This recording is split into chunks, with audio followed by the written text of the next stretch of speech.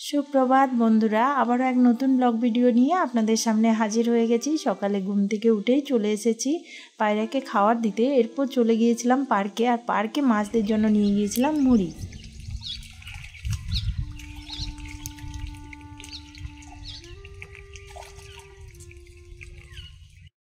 আজকে সকাল থেকে দেখছি শরীরটা কেমন ম্যাচ ম্যাচ করছে, তাই পার্ক থেকে আসার পরপরই আদা, গোলমরিচ আর কাঁচা হলুদ দিয়ে চা বানিয়ে নিলাম। এই চায়ের কালারটা কিন্তু একদম চা পাতা দিয়ে বানালে যে চা হয় না, তাকেও ফেল মেরে দেবে। আর টেস্টও খুব সুন্দর হয়, আর এটা খাওয়ার পরে শরীরটা একদম চনচনে হয়ে যায়। এতে একটু মধু, বিট লবণ মিশিয়ে দিলে টেস্টটা ফাটাফাটি হয়। আমার ছেলের আবার এটা বিশাল পছন্দ। আপনারা নিজেরাই দেখুন কি অবস্থা এই চাটা খাওয়ার পর। আর আমার শরীরটা তো সুন্দর চনচনে হয়ে গেছে। ও আবার এমনি কাঁচা হলুদের রস খেতে চায় না, আর আমিও চালাকি করে এরকমভাবে ওকে কাঁচা হলুদের রস খাইয়ে দিই। এরপর আমরা দুজন মিলেই একটু এক্সারসাইজ করে নিই। ওকে দেখিয়ে দেখিয়ে এক্সারসাইজ করছিলাম যাতে ও করে, সাথে আমারও একটু হয়ে গেল হ্যান্ড এক্সারসাইজ।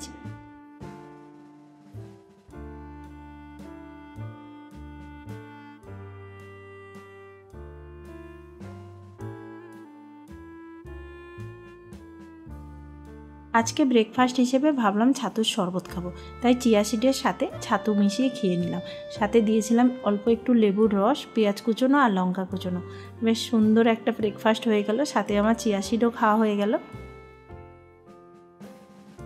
দুদিন আগে আমি যে মূলো আর শাকের বীজগুলো রেখেছিলাম, ওগুলো একটা কাপড়ে মুড়ে দিয়েছিলাম। দেখো কি সুন্দর অঙ্কুর হয়ে গেছে, দেখুন কতটা সুন্দরভাবে অঙ্কুর হয়ে গেছে। এই ছোট্ট ছোট্ট ছোট্ট ছোট্ট বীজগুলো কিন্তু হয়ে গেছে। এগুলো হচ্ছে পালং শাক। পালং শাক কিন্তু জেনারেলি অনেকটা টাইম লাগে অঙ্কুর হতে, কিন্তু আমার দেখছি এই দেখো দুদিন পরেই ছোট ছোট অঙ্কুর হয়ে গেছে। তাই বাগানে চলে গিয়েছিলাম, ওই বীজগুলো গুনে দিয়েছি আর কিছুটা কাঁচা হলুদ খুলে আনলাম। পরে এক দুদিন পরে একটু চা বানিয়ে খাবো, প্লাস কাঁচা হলুদের রস খাবো। আজকে আর বাগানে বেশিক্ষণ ছিলাম না, কয়েকদিন থেকে আমার শখ জেগেছে হাতে মেহেন্দি করব।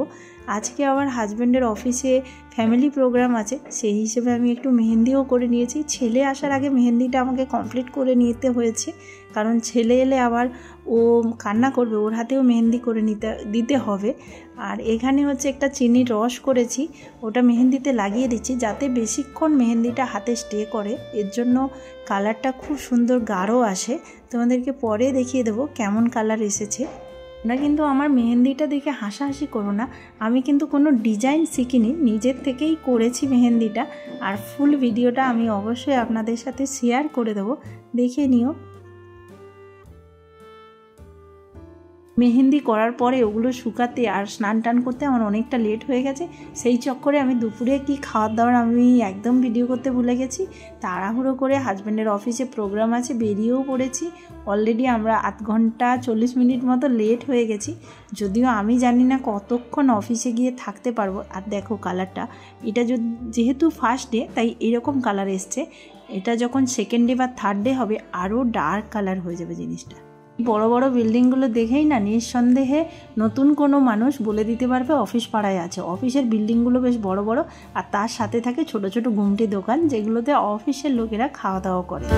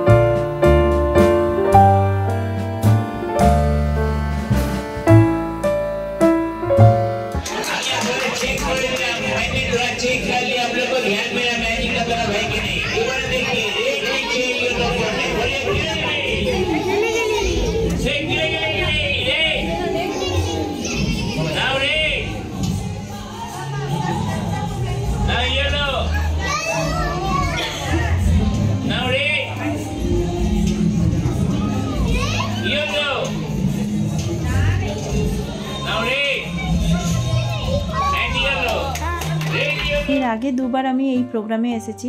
একদিকে হচ্ছে গান মিউজিক টিউজিক হয়, আর অন্যদিকে হচ্ছে ছোট বাচ্চাদের জন্য ম্যাজিক শো হয়। ওই ম্যাজিক শো রুমে আমি 5 মিনিট মতো ছিলাম, আর থাকতে পারিনি, এতটাই পেন হচ্ছিল।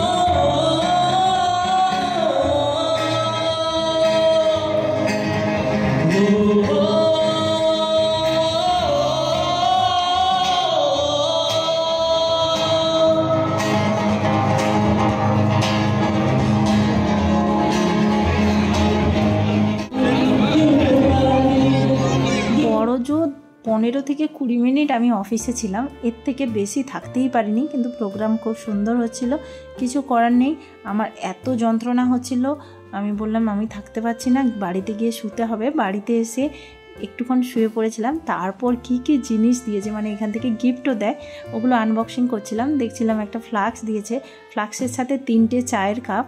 কিন্তু দুর্ভাগ্যবশত আমি কিছুদিন আগে একটা ফ্লাক্স নিয়েছিলাম, একটু মনটা খারাপ হয়ে গেছে। যদি না কিনতাম না, এই ফ্লাক্সটা আমার খুব কাজে দিত। আর এরকম 4টে স্ন্যাক্সের প্যাকেট দিয়েছিল, যেহেতু 4টে কুপন ছিল আমাদের।